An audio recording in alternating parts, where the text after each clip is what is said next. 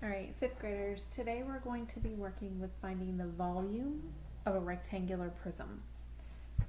So our essential question is, how can we find the volume of a rectangular prism? So first we want to read our connect, because this is going to connect finding the volume, what we're doing today, with something we have already learned how to do. So we have the base of a rectangular prism is a rectangle. You know that the area is measured in square units or units squared, with the little 2 as the exponent, and that the area of a rectangle can be found by multiplying the length and the width. Okay, so the area of just a flat rectangle is length times width. And they use a cursive L when we're talking about length so that it doesn't look like the number 1.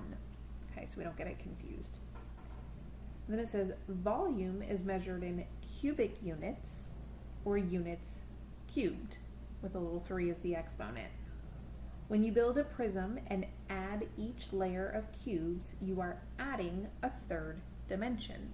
So we are adding height when we are now talking about a prism, because a prism is now a 3-dimensional shape instead of a 2-dimensional shape. Okay? So if we take a look at this one, it asks us to find the area of the base. So to find the area of the base, zoom in just a little bit. Remember, we're doing length times width. So our length is 1, 2, 3 units. And 1, 2, 3 units. Let me write it off to the side. It's easier to see. Okay, so the area of this will now be 3 times 3. Remember, the dot indicates multiplication. 3 times 3 is 9, so our area is 9 square units. Okay, so that's how we're going to find area. Oops, you know what? Actually, now that I look back at this, it's 4. 1, 2, 3, 4. So I'm going to correct myself. This is 3 units by 4 units. So we have 3 times 4, which is 12. So our base, sorry about that, is 12 square units. That's why it's always good to go back and check yourself, double check your picture, make sure that you're doing what it asks you to be doing. Okay, so now we're going to move down here into having now our 3-dimensional shape. It says Sid builds a rectangular prism shown at the right using 1-inch cubes. So each of these is 1 inch by 1 inch. The prism has a base that is a rectangle and has a height, so how far it goes if it was sitting on a table from the bottom to the top, has a height of 4 cubes. What is the volume of the rectangular prism that Sid built? Okay, so you can find the volume of a prism in cubic units, right, because we're now doing 3 measurements, length, width, and height, by multiplying the number of square units on the base, so the bottom layer, by the number of layers, or its height. Okay, so each layer of Sid's rectangular prism is composed of blank inch cubes. So we want to find out how many cubes are on each layer. Okay, so if we take a look here, we've got 1, 2, 3, 4. So there's 4 going across, 1, 2, 3, and there's 3 rows. So to find how many are on each one, we would do the 4 times 3, which tells us 12. Okay, so each layer has 12 1-inch cubes in it. Okay, so this table right here shows us that on layer 1, right, if I'm going to label these, there's layer 1, we have 12 cubes. When we add layer 2, we're adding 12 cubes, so now we have 24. When we go to layer 3, we're adding another 12 to that 24, so we now have 36. And when we go to level 4, our top layer, we're adding another 12, so that one has 48. Okay? So here we went from the bottom up and we were adding 12 for each layer. But what do we notice about when we go from layers to how many cubes are there? We're multiplying the height, the number of the layer, by what number? We're multiplying it by 12. 1 times 12 is 12. 2 times 12 is 24. 3 times 12 is 36. 4 times 12 is 48. Okay, so that's how we find out how many layers or how many cubes we have as our layers go up. Okay, so then if we take a look at our questions,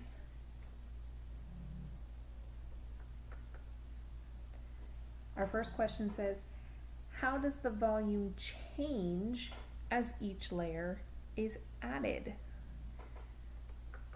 So think back to our diagram. What were we doing each time we went to a new layer?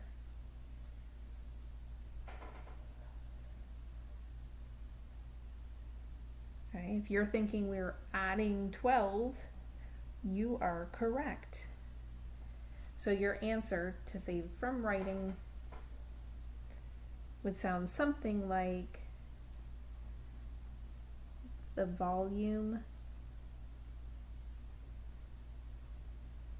increases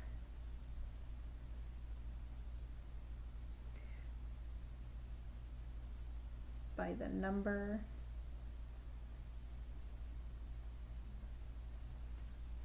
of cubic units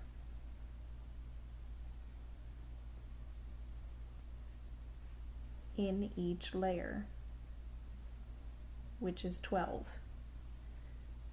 Okay, so the volume is then increasing by 12 for each layer it gets higher. Okay, so if we had a 5th layer, we would add another 12 to this one. Okay, it says, what does the number you multiplied the height by represent?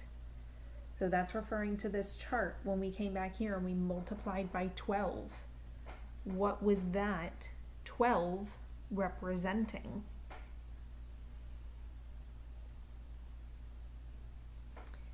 Okay, if you're thinking that that 12 is representing the number of cubes on each layer, you are correct. So we're going to say 12 represents the number of cubes on each layer. Okay. So it says, so the volume of Sid's rectangular prism is how many inches cubed? It's going to be the total number of cubes that are in this prism once we get to the top layer, which happens to be 48. Okay, so his volume is 48 inches cubed. And remember, volume is always cubed. Okay, so now we're going to take a look at the next page.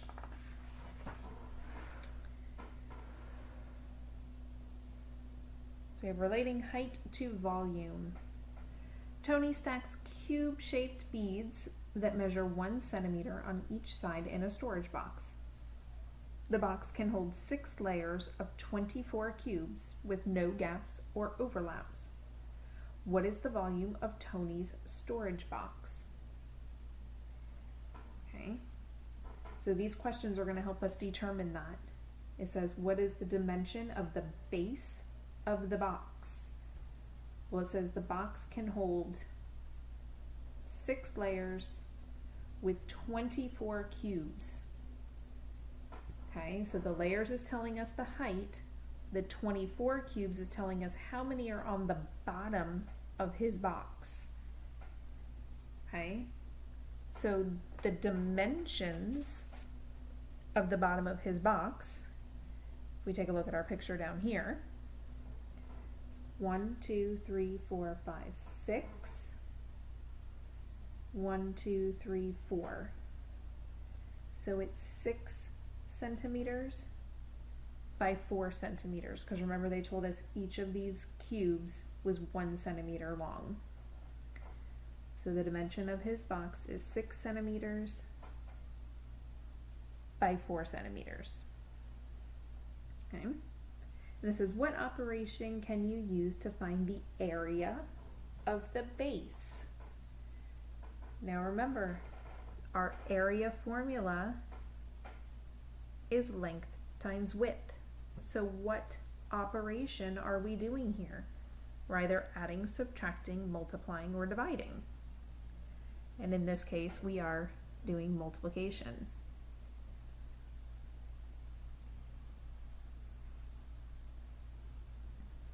Okay, because we're trying to get something that's bigger.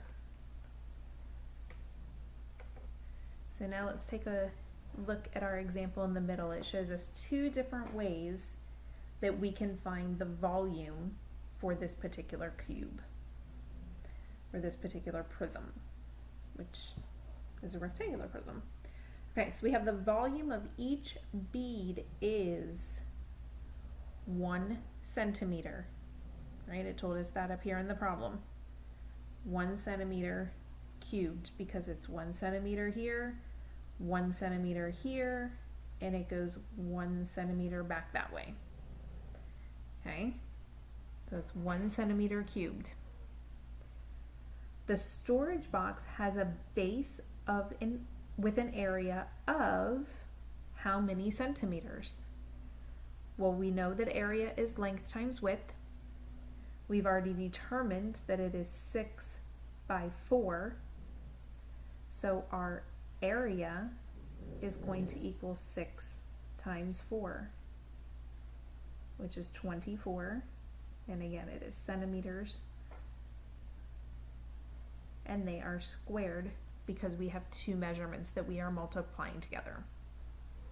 Okay. So then we have the height of the storage box is blank centimeters. So remember, for height, we have to count how many layers up we have. We have 1, 2, 3, 4, 5, 6 layers. And that matches what they told us in the problem.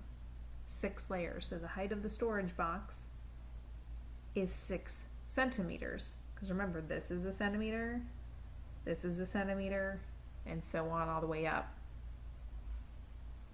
Okay, so to find the volume of the storage box, we're going to use the area of our base and multiply it by our height.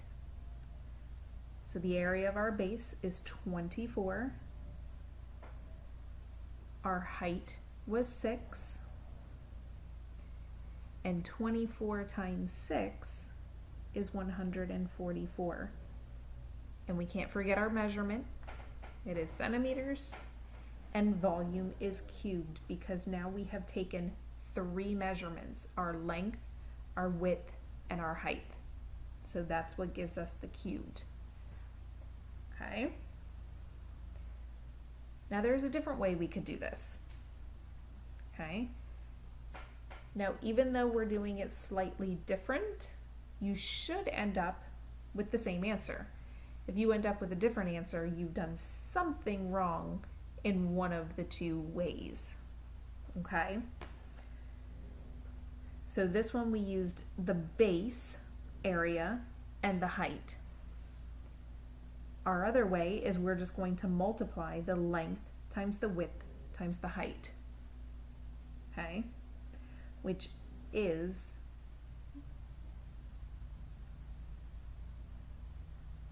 the formula for volume. Okay, so volume is length times width times height. So we know that the area of our base of the storage box is 24 centimeters squared, right? We determined that when we did our math, and it confirmed what they told us in the problem. The base has a length of how many? It has a length of 6 centimeters. And a width of 4 centimeters. And a height, we didn't write it next to it, but we wrote it over here, a height of 6 centimeters. Okay, so the volume of the storage box is going to be multiplying these three together. Our length, our width, and our height. So our length is 6, our width is 4, our height is 6. Okay, so we're going to group which way we want to multiply, right? It doesn't matter, we can do 6 times 4, 4 times 6, or 6 times 6. We will end up getting the same answer no matter which numbers you multiply first. They've already put the parentheses around the 6 times 4, so we'll go ahead and do that first. 6 times 4 is 24 times 6, because we haven't done anything with that yet. And then 24 times 6 is 144 centimeters cubed. So if you notice, when we got to this step, it matched this step. Okay, because we were taking what the problem had already given us here, which was the base, which we kind of figured out in our heads already. Where down here, you were just actually writing it out. Okay, that's the only real difference between the two of them. Okay, so our final volume was 144 centimeters squared. Okay, so you can find volume two ways, remember. You can find the area of the base and then multiply it by the height. Remember, this 6 was the height. Or you can use the volume formula and do your length times your width times your height. Okay, and again, no matter which way you do it, which formula method you use, you should end up with the same answer. If you don't, you need to double check your work. All right, and that is how you find the volume of a rectangular prism.